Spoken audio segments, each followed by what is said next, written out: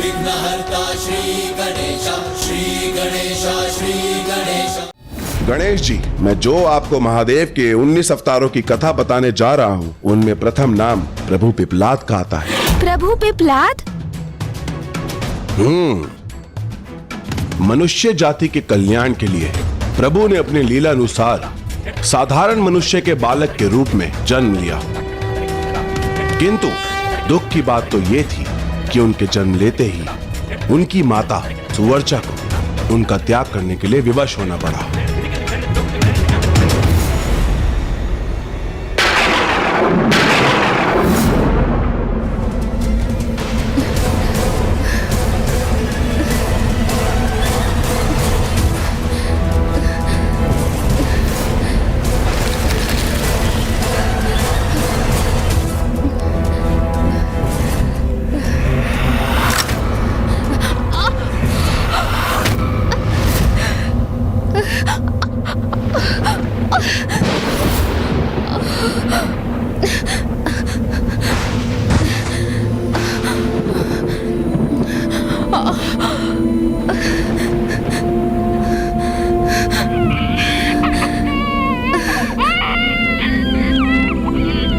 मेरे पुत्र का ध्यान रखिएगा।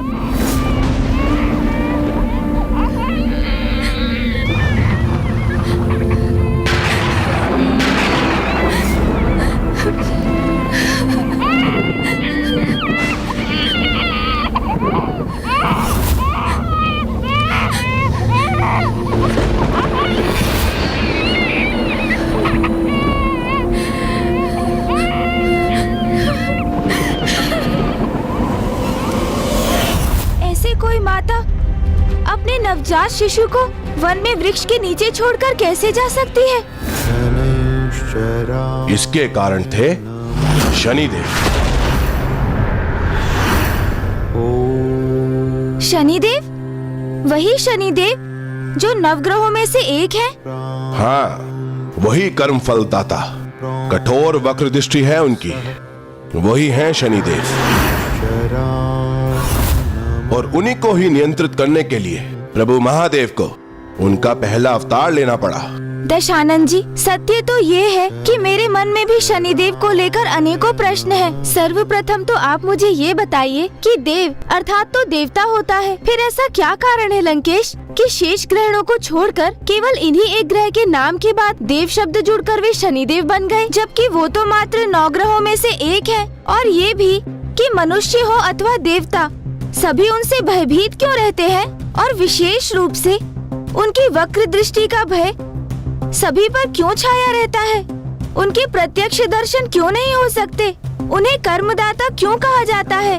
और मैंने तो ये भी सुना था कि स्वयं भगवान शिव को भी शनिदेव से छिपने पर विवश होना पड़ा था। जब इतना प्रभावी और भयंकर है शनिदेव की दृष्टि का प्रकोप, तो फिर महादेव के अवतार ने उन्हें कैसे नियंत्रित किया? आप चिंता न कीजिए पार्वती नंदन, आपको आपके प्रत्येक प्रश्नों का उत्तर अवश्य मिलेगा, क्योंकि आपने ये प्रश्न उनसे किया है जो इन प्रश्नों के उत्तर देने का सामर्थ्य रखता है। महादेव के प्रथम अवतार श्री पिपलाद जी की कथा सुनाने के लिए मुझे और भी पीछे जाना होगा। सर्वप्रथम शनिदेव की जन्म कथा सुननी होगी आपको। हाँ हाँ अवश्य लंकेश, मैं तो ये कथा सुनने के लिए अति उत्सुक हूँ, किंतु उसके पूर्व कुछ जल तो ग्रहण कर लीजिए। ये लीजिए, जल ग्रहण कीजिए। अच्छा है, आप बार बार जल का पान करेंगे तभी तो लघु शंका भी जाएंगे लंकेश, और मुझे उसी क्षण की प्रतीक्षा रहेगी, क्योंकि आपको लघु शंका लगते ही आप ये आत्मलिंग मुझे थमाएंगे और मैं उसी क्षण पिता श्री महादेव के आत्मलिंग को भूमि पर रख दूंगा। इसलिए तो ये आवश्यक है कि मैं आपको कथा के मध्य में इसी प्रकार बार बार जल पान कराता रहूं। अब कहिए ना कथा। जैसे कि आपको ज्ञात होगा, शनिदेव सूर्य पुत्र हैं और सूर्य देव का विवाह विश्वकर्मा जी की पुत्री संज्ञा से हुआ था।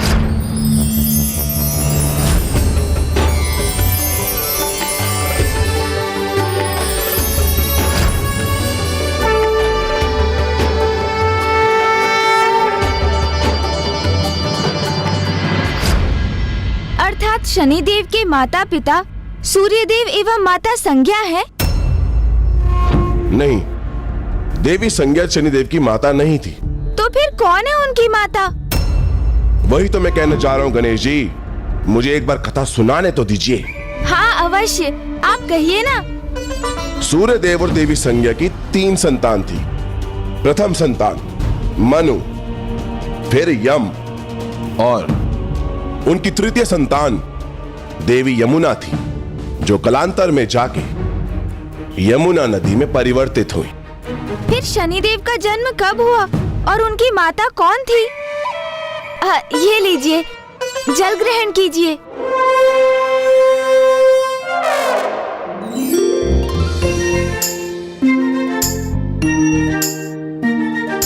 थोड़ा और ग्रहण कीजिए। चतुर चतुर चतुर चतुर ज्ञानी, चतुर चतुर चतुर चतुर ज्ञानी। अब जब मैं कथा सुनाऊंगा, आप कृपया करके उसमें बाधा मत डालिएगा। जी दशानन। सूर्यदेव और देवी संज्ञा के बीच में अत्यधिक प्रेम था, किंतु सूर्यदेव का तेज दिन प्रतिदिन बढ़ता ही जा रहा था। तो देवी संज्ञा उनके तेज की तीव्रता को सहने में असमर्थ होने लगी। प्रिय,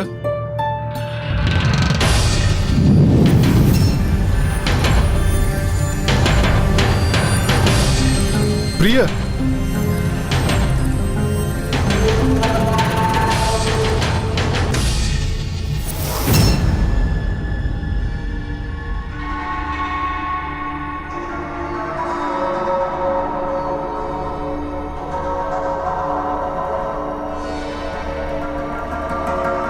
कितने दुर्भाग्य की बात है कि मेरी पत्नी ही मुझसे अपना श्रृंगार छुपा रही है।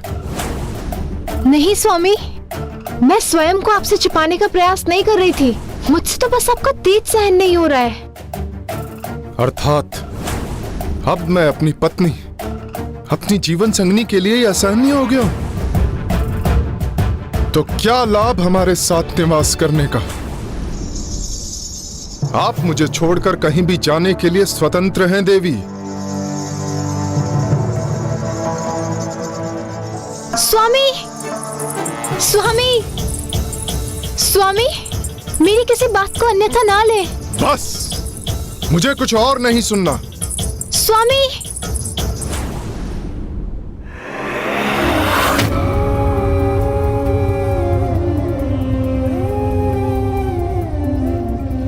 मेरे प्राणनाथ हैं आप, किंतु मैं क्या करूं? आपके तेज को सह पाना मेरे लिए असंभव हो रहा है। इसका तो एक ही उपाय है कि मैं घोर तप कर आपके तेज को सहने का सामर्थ्य प्राप्त कर सकूं।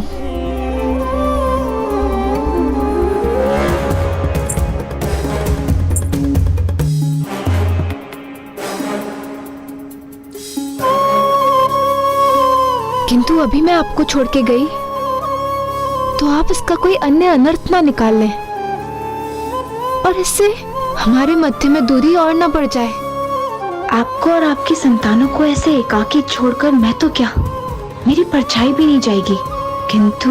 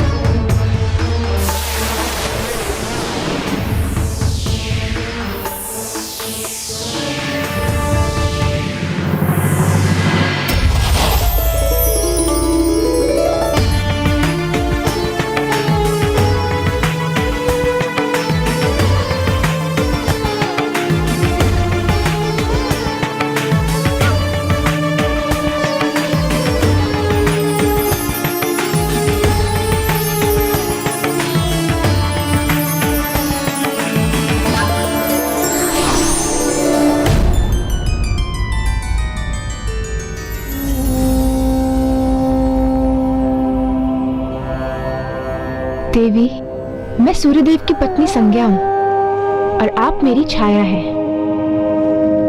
मुझसे पृथक ना आपका कोई अस्तित्व था, ना कोई पहचान, किंतु अब मैंने आपको अपनी प्रतिछाया से रचा है, तो आपको मेरे प्रत्येक आदेश का पालन करना होगा।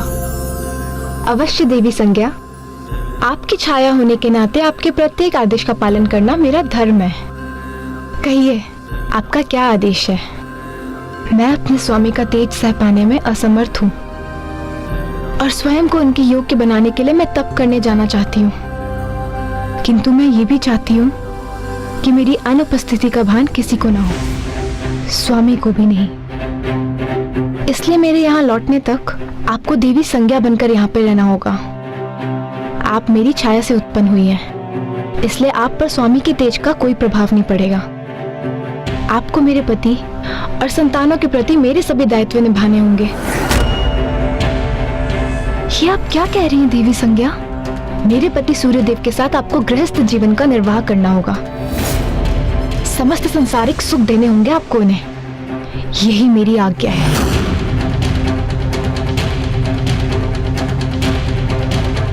मैं उनके साथ गृहस्थ जीवन कैसे बिता सकती हूँ जो किसी अन्य स्त्री के स्वामी हैं?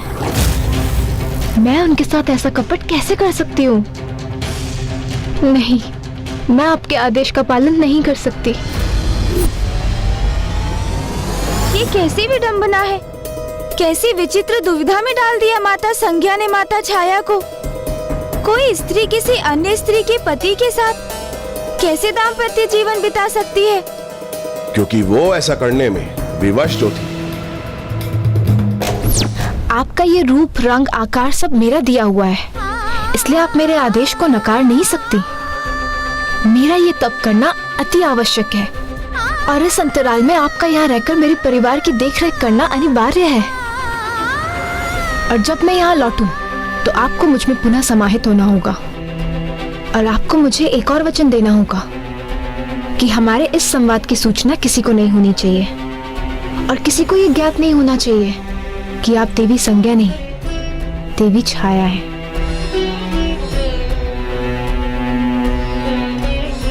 और वचन दीजिए कि आप मेरे स्वामी सूर्यदेव को सदा प्रसन्न रखेंगी।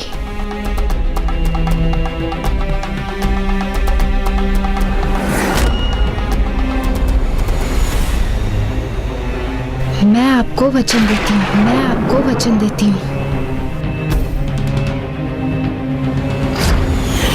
कितनी दुखद बात है ये। माता छाया को माता संज्ञा के आदेश का पालन करना पड़ा। हाँ, क्योंकि देवी छाया के लिए ये इतना सरल नहीं था। किसी के आदेश पर उसके पति को अपना पति मान लेना, किंतु देवी छाया को यही असंभव कार्य संभव कर दिखाना था।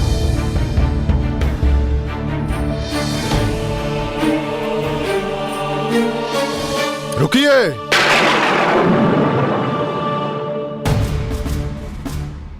मैं इस प्रकार विचलित होकर सूर्यदेव के समक्ष आई तो कदाचित वो ज्ञात कर लेंगे कि मैं देवी संज्ञा नहीं, किंतु मैं इन्हें सत्य का ज्ञात होने नहीं दे सकती।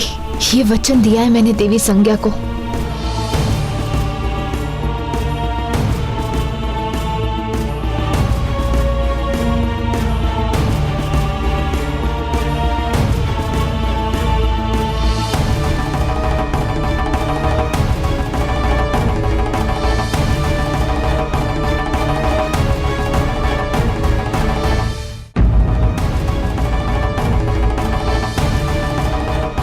पूर्व में आप पर क्रोधित होने के लिए मैं क्षमा चाहता हूं। कदाचित मैं अधिक आवेशित हो गया था।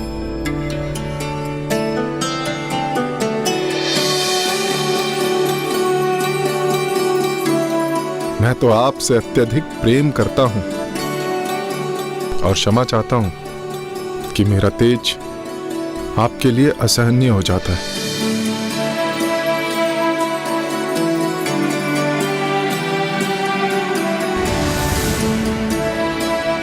आरंभ में तो विवश होकर उन्होंने गृहिणी के समस्त अपने दायित्व निभाए, किंतु फिर उनके भीतर स्नेह एवं सेवा की भावना जागृत हुई और देवी छाया जैसे भूल ही गई थी कि ये उनका गृह एवं गृहस्थी नहीं। और शीघ्र ही वो समय भी आ गया जब उन्होंने सूर्यदेव और अपनी संतान को जन्म दिया। तो क्या यही शनिदेव थे? ये लीजिए, उत्तर देने के पूर्व जल ग्रहण कीजिए।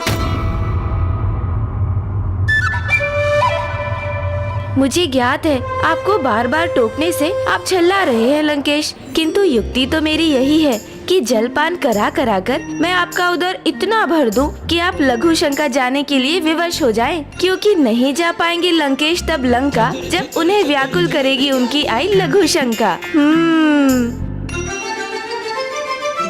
चतुर गणेशा।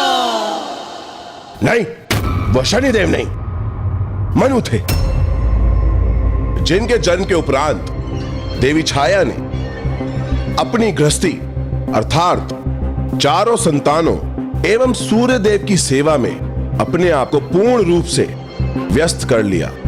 तो क्या सूर्य देव को कभी उनके वास्तविक परिचय को लेकर कोई संदेह नहीं हुआ?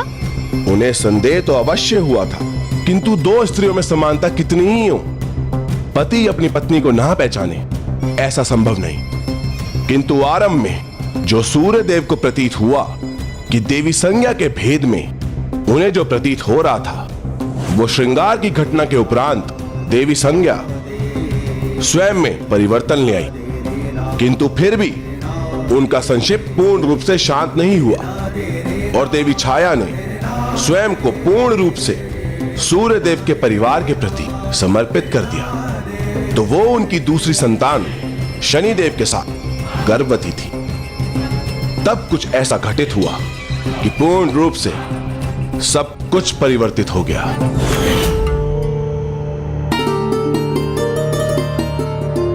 प्रिय,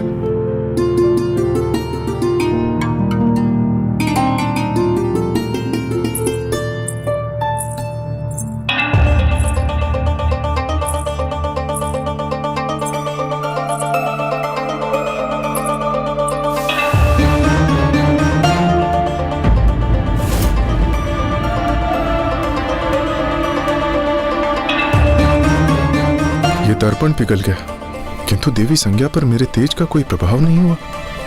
यह कैसे संभव? क्या रहस्य है इसके पीछे?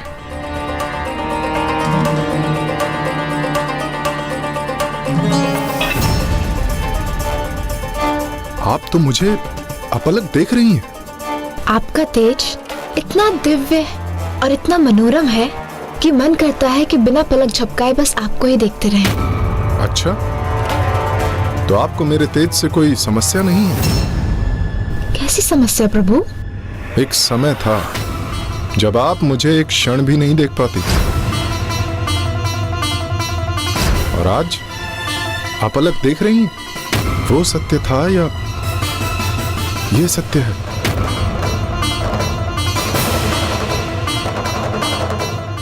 कभी कभी मुझे प्रतीत होता है जैसे तब मैं आपसे परिचित नहीं था, फिर प्रतीत होता है कि अब मैं अपनी पत्नी को नहीं जानता।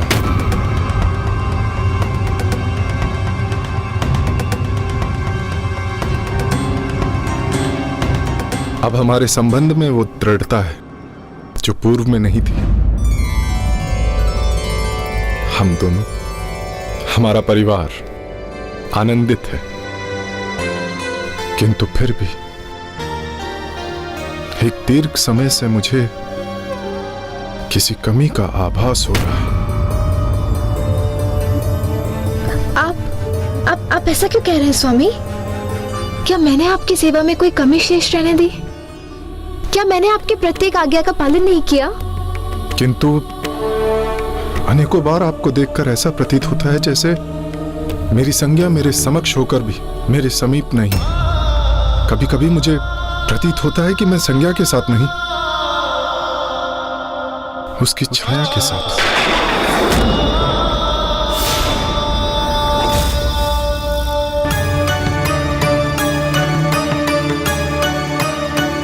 आप शांत क्यों हैं? कुछ कहती क्यों नहीं?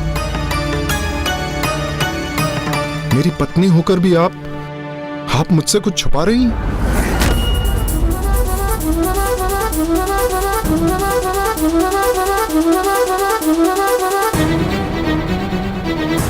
आपका इस प्रकार मौन रहना मेरे मन में अनेकों संशय उत्पन्न कर रहा है। कि आप मेरी पत्नी हैं भी या नहीं। मेरी आज्ञा का सदैव पालन करती है ना, तो फिर आज आपके मुख से एक भी शब्द उत्पन्न क्यों नहीं हो रहा? कैसे बताऊं आपको स्वामी, देवी संज्ञा को वचन जो दिया है मैंने, मैं वचनबद्ध हूँ। पति का पत्नी से और पत्नी का पति से कुछ भी गुप्त रखना ग्रस्त जीवन की मर्यादा के विरुद्ध है। और आपका इस प्रकार मौन रहने का एक ही अर्थ है कि आप मुझसे कुछ गुप्त रख रही हैं। आप ऐसा क्यों सोच रहे हैं स्वामी? क्या मैंने आपके प्रति अपने प्रेम, श्रद्धा और सेवा में कोई कमी छोड़ी है? आपके नेत्रों और आपकी वाणी के भावों में भेद है देवी। वाणी कुछ और कह रही है और नेत्र कुछ और समझा रहे हैं। सत्य आप मुझे बताएंगी अथवा मैं स्वयं ज्ञात कर लूं, क्योंकि अब आपका मुझसे कुछ भी भेद रखना मेरे लिए अत्यंत कष्टदायक है। स्वामी सुनिए तो, स्वामी।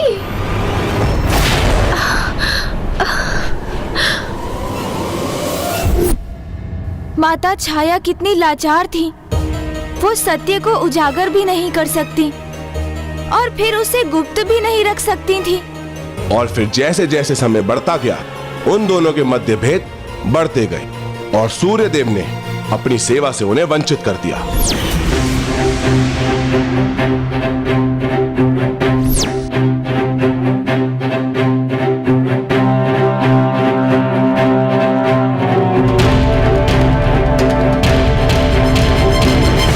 जैसे जैसे सूर्यदेव देवी छाया से दूर होने लगे, वैसे वैसे उनके गर्भ में पल रहे शिशु के क्रोध में वृद्धि होने लगी। अर्थात वहाँ जो भी घटित हो रहा था, गर्भ के भीतर शिशु रूप में शनिदेव उस संपूर्ण घटनाक्रम के साक्षी थे। फिर क्या हुआ लंकेश जी?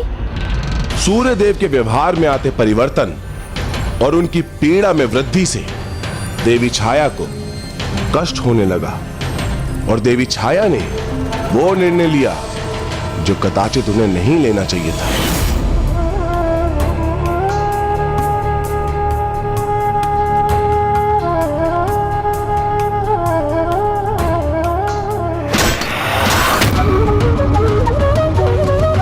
जब तक मुझे सत्य का ज्ञात नहीं होता, तब तक आपको मैं अपनी सेवा का अवसर नहीं दूंगा।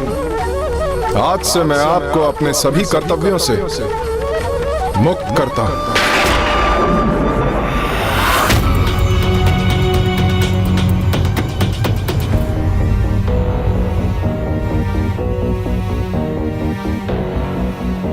बस अब बहुत हुआ। जब स्वामी ही मुझसे प्रसन्न नहीं है, तो मेरे यहाँ रुके रहने का कोई औचित्य ही नहीं है। स्वामी की इच्छा के बिना तो मैं वो कर्तव्य भी नहीं निभा सकती जो देवी संज्ञा ने मुझे सौंपे थे। यहाँ जो भी घटित हो रहा है के बारे में मुझे देवी संज्ञा को सूचित करना चाहिए। तो क्या माता छाया का माता संज्ञा के पास जाने से स्थिति अनुकूल हो गई, या फिर उनके लिए स्थिति और भी अधिक विकट प्रतिकूल हो गई?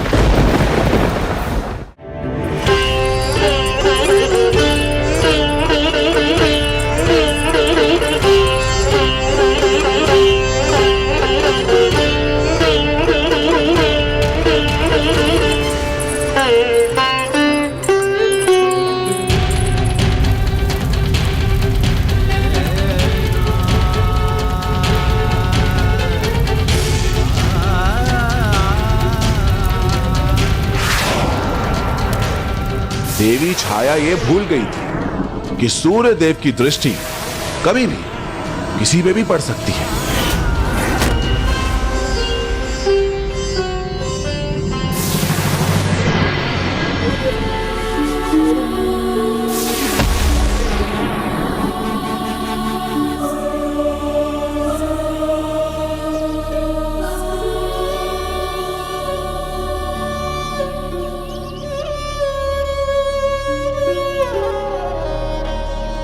हे देवी, मैं बहुत बड़ी दुविधा में हूँ, मेरी सहायता कीजिए। आपकी छाया होने के कारण मैं जानती हूँ कि आप देवी संज्ञा ही हैं। कृपया मुझे दर्शन देने की कृपा करें। मेरी इस उलझन को मिटाने में मेरी सहायता करें देवी। आपके दिए दायित्व को निभाने में मैं असमर्थ हूँ देवी। कृपया मेरी सहायता कीजिए देवी, कृपया मेरी सहायता कीजिए।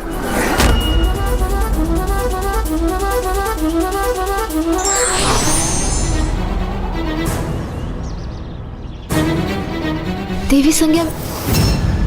प्रिय,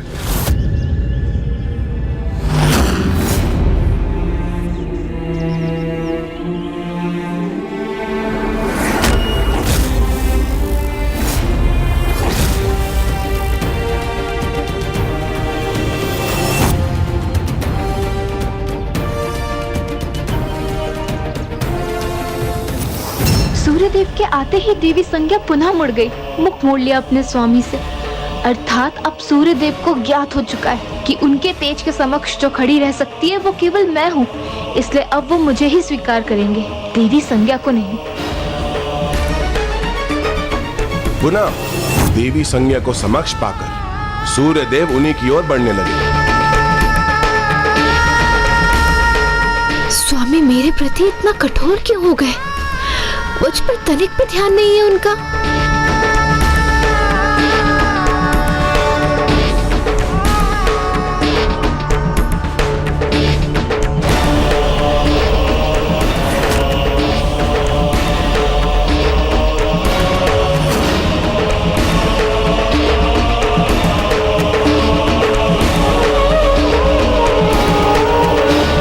तो क्या अब स्वामी के जीवन में मेरा कोई स्थान शेष नहीं? आप मुझसे इतनी दूर क्यों चली आई? आपका मेरे निकट न होने का आभास मुझे अनेकों बार हुआ, क्योंकि मुझे यह प्रतीत होने लगा था कि जो मेरे साथ है वो सत्य नहीं, मात्र एक छलावा है। मैं मात्र एक छलावा हूँ स्वामी के लिए? किंतु स्वामी आपको ये आभास कैसे हुआ कि आपके साथ जो है वो मैं नहीं? देवी छाया तो सर्वथा मेरे ही समान है। मेरे जीवन का अभिन्न अंग है आप, मेरी जीवन संगनी है। आपके साथ से मुझे पूर्णता प्राप्त होती है, तो आपका मेरे साथ ना होने का आभास मुझे कैसे नहीं होता? और वैसे भी इस अवधि में जो मेरे साथ थी वो कभी भी आपके समान मुझे प्रतीत नहीं हुई। स्वामी ने मुझे पल भर में ही स्वयं के जीवन से विलग कर दिया।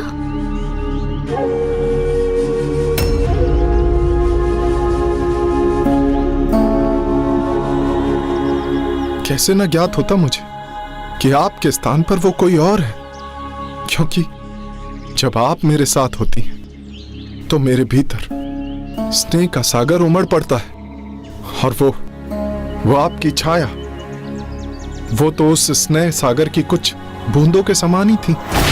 तो क्या स्वामी के लिए मेरे स्नेह का इतना ही मान है? आपका स्पर्श तो मुझे आनंदित कर देता है, किंतु देवी छाया के स्पर्श से मुझे तनिक भी आनंद का आभास नहीं होता था। स्वामी के लिए क्या इतना निरर्थक था मेरा स्पर्श?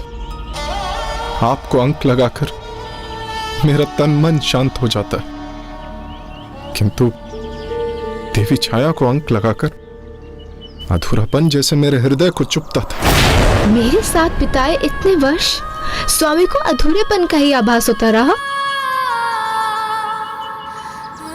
जो सत्य उसका स्थान कोई मिथ्या प्रतिरूप कदापि नहीं ले सकता देवी संज्ञा। आपके समक्ष आपकी छाया का कोई अस्तित्व नहीं है मेरे लिए। स्वामी के लिए मेरा कोई अस्तित्व ही नहीं? कैसी अभागिनी हूं मैं।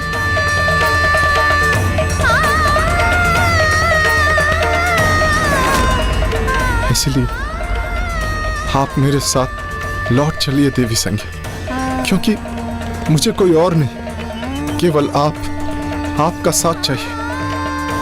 स्वामी का प्रत्येक शब्द तो एक नुकीले बाण के समान मेरे हृदय को आहत कर रहा है। स्वामी, मेरे प्रति आपके अपार स्नेह का भान है मुझे, और मैं भी आपसे उतना ही प्रेम करती हूँ, किंतु आपका तीव्र तेज मुझे विचलित करता है। मुझे क्षमा कीजिए, मैं अभी आपके साथ लौटने में असमर्थ हूँ। कदाचित अब स्वामी को ज्ञात होगा उनके जीवन में क्या महत्व है मेरा, कितना अपार प्रेम दिया है मैंने उन्हें, कैसे अटूट श्रद्धा, समर्पण और निष्ठा से उनके प्रति अपने सभी कर्तव्यों का निर्वाह किया है मैंने, कैसे बिना कुछ कहे इतने वर्षों तक उनके तेज को भी सहा है। हाँ स्वामी, आपका अनंत तेज नहीं सहा जाता इस अभागिन से।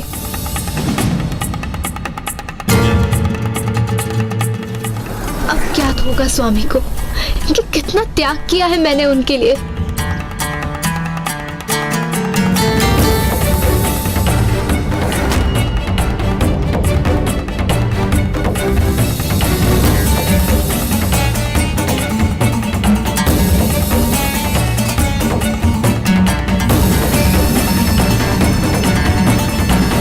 फिर क्या हुआ? क्या किया सूर्यदेव ने? और अब जो हुआ वो देवी छाया के लिए और भी दुर्भाग्यपूर्ण था, किंतु ये दुर्भाग्य कारण बना उन शनिदेव के जन्म और प्रभु पिपलाद के इस प्रसंग से जुड़ने का, जो अब शीघ्र ही सबके समक्ष आने वाला था। प्रत्येक घटना के पीछे कोई ना कोई बड़ा कारण अवश्य होता है, जिसका प्रतिफल भी आज नहीं तो कल अवश्य ही दिख जाता है। For more updates, subscribe to our channel, click the show links and enjoy watching the videos.